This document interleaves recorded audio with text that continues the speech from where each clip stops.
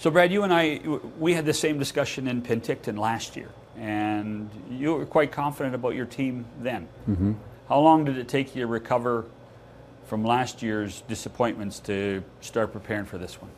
Well, we certainly were disappointed with what took place last year, and I think, you know, every year is a little different, and you go through the ups and downs of a year, but our inconsistency, our reliance on too few to do too much. So there was certainly, you go through all the emotions at the end of a year, but you have to eventually step back and unemotionally sort of attack the problems and try to put together a plan. And that's what we felt we did, is put together a plan to address some of the major issues that we felt plagued the team last year. Would you define what's happened since April as a culture change? Listen, when you have a season like we had last year, everything gets looked at. Everything was criticized, and rightly so. I take responsibility. I'm the one that puts the team together. But I know we've got good people here. It's all guys who winning and team success takes precedent over everything right now. Mike Smith isn't getting any younger, but you know, he's still competitive. He's still got that great ability to stop the puck.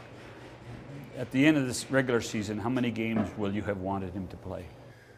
Well, it's a great question. We've mapped this out in pencil with Mike, obviously, with any goaltender. I don't think the days of playing 70 plus, I just, with the travel, how competitive it is, the wear and tear, how important every game is. We know we've got to share his workload. Having said that,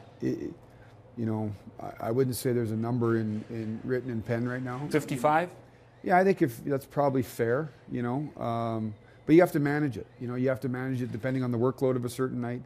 We know, and it's not just solely based upon did he win tonight, did he lose tonight, but we know that that's a certain area that we have to manage. Well, and he'll want to play 82. He'll want to play them all. He'll want to play every preseason game. You don't want to come out of the net.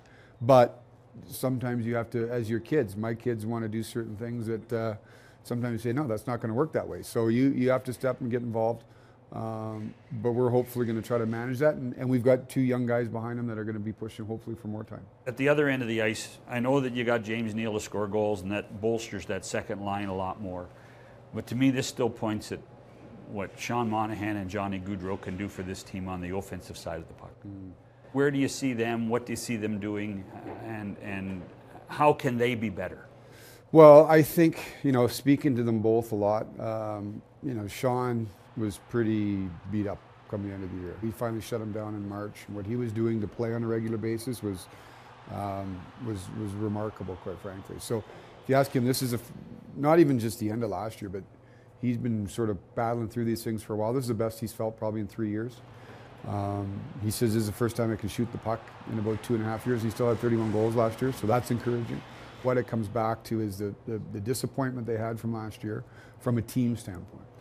Johnny Gaudreau, he could care less if he gets 50 goals, 100 points.